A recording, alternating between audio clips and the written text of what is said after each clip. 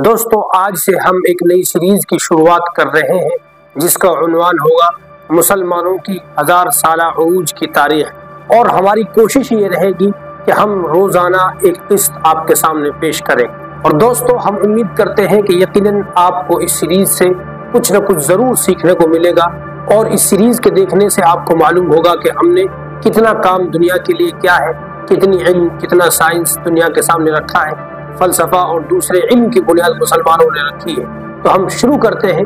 आज की जो किस्त है कि मुसलमानों की 1000 साला तारीख पर एक झलक सरसरी तौर पर रखी जाएगी। दोस्तों उस झलक की शुरुआत करने से पहले आपके सामने एक मुख्तसर किस्सा, और ये किस्सा उस वक्त का है जब कुर्तुबा यानी अंदलुस के अंदर हमारी हुकूमत हुआ करती थी। और किस्सा यूं है कि किसी दिन एक गैर मुस्लिम ने एक मुसलमान से सवाल किया कि कामयाब तुम मुसलमान हो या हम लोग कामयाब हैं? तो उस मुसलमान ने जवाब दिया कि हम कामयाब हैं। तो उस गैर मुस्लिम ने मुसलमान से कहा कि इस चीज की कोई दलील है या बगैर दलील के तुम अपने आप को कामयाब कह रहे हैं? उस वक्त मुसलमान ने कहा कि हाँ मेरे पास दलील है, और वो दलील ये है कि जब भी तुम गैर मुस्लिमों को किसी चीज की जरूरत पड़ती है, अच्छे हॉस्पिटल की जरूरत पड़ती है, अच्छे तालीमी इदारों की जरूरत पड़ती है, कुतुब खानों की जरूरत पड़ती है, कि जो भी जरूरियात जिंदगी की जरूरत पड़ती है, तो तुम हमारे इलाकों का रुख करते हो, इसलिए कि हमारे इलाकों में अच्छे स्कूल, अच्छी दरसगाहें, अच्छे कॉलेज, अच्छे कुतुब खाने, अच्छे माहिर डॉक्टर, अच्छे माहिर इलाज करने वाले, अलगर्ज ये कि जितनी भी जरूरियात जिंदगी को पूरा करने की चीजें हैं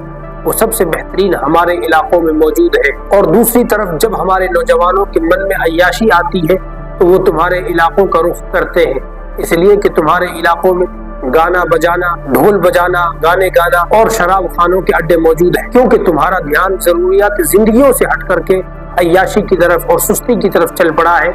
इस वजह से वहाँ नाकारा और अय्याश लोग पैदा होते हैं। तो ये वाज़ेह दलील है कि हम कामयाब हैं और तुम नाकाम। दोस्तों इस किस्से को आप जहन में रखना, आगे हम इस पर तबसरा करेंगे।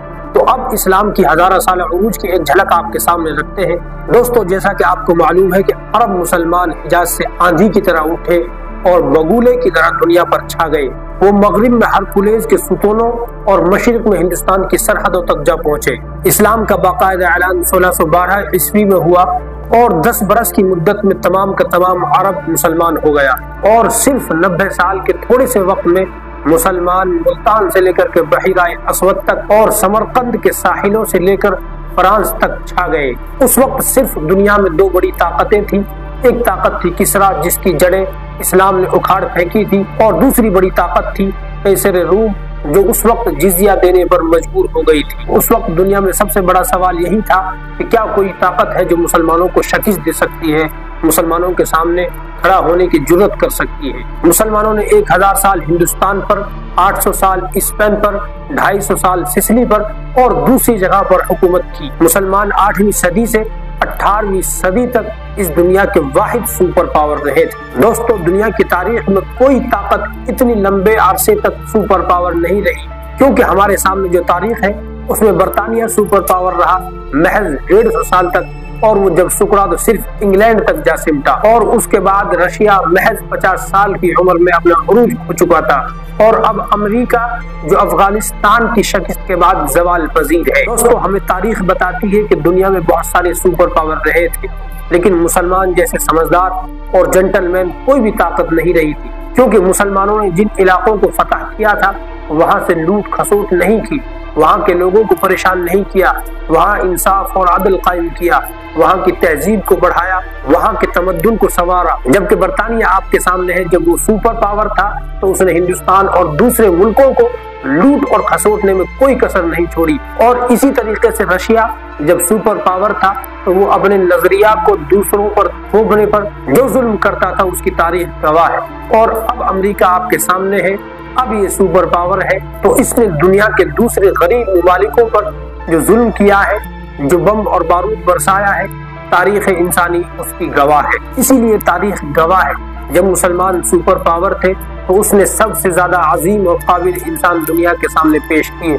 साइंस हो या फलसफा, तिब हो या जुग्राफी, फल्कियात हो या अदब, तालीम हो या तारीख, अलगर्ज तमाम शोबों के अंदर मुसलमानों ने इस दुनिया की इमामत की थी। दोस्तों अजीम यूरोपी मुअर्रिख अल्फाबेट लिखता है कि ये बात तो यकीनी है कि वो मुसलमान ही थे جنہوں نے دنیا کو نئی تہذیب دی۔ آج دنیا کے اندر کوئی ایسی بلندی نہیں ہے جس کا سراغ مسلمانوں سے جانا ملتا ہو۔ مسلمانوں سے پہلے دنیا میں یونانی علمی نظریات کی باتیں ہوتی تھی، لیکن وہ مسلمان ہی تھے جس نے دنیا کو تجربہ اور مشاہدہ کرنا سکھایا تھا۔ سائنس و علم کے دوسرے شعبے تمام کی بنیاد مسلمانوں نے رکھی تھی۔ مسلمان اہل علم اور سائنسدانوں کی کتابیں یورپ کے اندر 700 سال تک پڑھائی جاتی رہی تھی، اور 15ویں صدی تک یورپ کے اندر کوئی ایسا رائٹر، ایسا مصنف نہیں تھا جس نے مسلمانوں کی کتابوں سے نقل نہ کیا ہو۔ یہ یورپی مورخ لکھتا ہے۔ دوستو وہیں دوسری طرف ڈاکٹر ڈریپر لکھتا ہے کہ زمانہ وسطیٰ میں یورپ ایک بیاباں اور بے راہ جنگل تھا۔ کہیں کہیں راہبوں کی خانقاہیں اور چھوٹی موٹی بستیاں ہوا کرتی تھی۔ لندن اور پیرس جیسے شہروں کا یہ حال تھا کہ ان میں لکڑیوں کے مکان تھے۔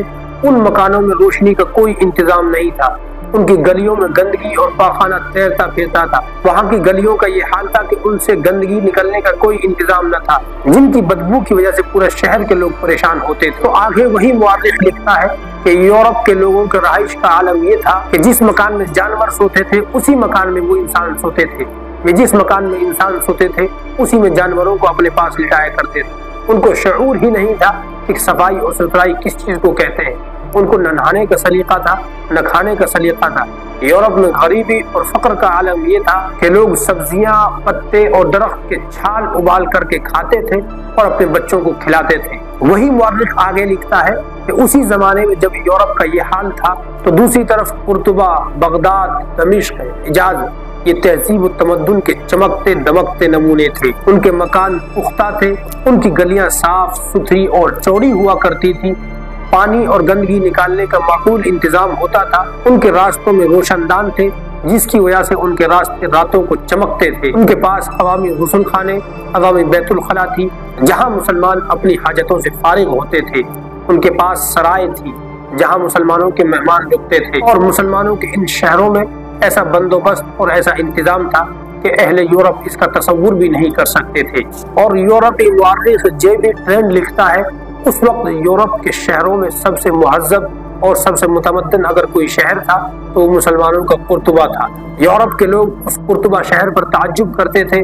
یورپ کی گلیوں میں اس کے قصے اور کہانیاں بہت مشہور تھی۔ یورپ سے کوئی بھی گھومنے والا جب قرطبہ آتا وہ واپس جا کر جب یورپ میں قرطبہ کے قصے سناتا تھا کہ وہاں لائبریریاں ہیں، وہاں غسل خانے ہیں، وہاں چوڑی سڑکیں ہیں، وہاں راستے گندے نہیں ہیں، وہاں کے مینارے روشن ہیں، وہاں راستے چمکتے ہیں، تو ان واقعات کو سن کر کے اہل یورپ انگشت بدنداں ہوتے اور مبہوت ہو جاتے تھے، اور یہ کہتے تھے کہ بھلا ایسے بھی کہیں شہر ہوتے ہیں۔ یعنی اہل یورپ کے تصور سے بھی یہ چیز باہر تھی کہ اس دنیا میں ایسے بھی شہر ہوتے ہیں۔ تو علامہ اقبال کا وہ مشہور زمانہ شعر قرطبہ اور اندلس پر فٹ بیٹھتا تھا کہ اے گلستان اندلس وہ دن ہے یاد تجھ کو، تھا تیری ڈالیوں پہ جب آشیاں ہمارا۔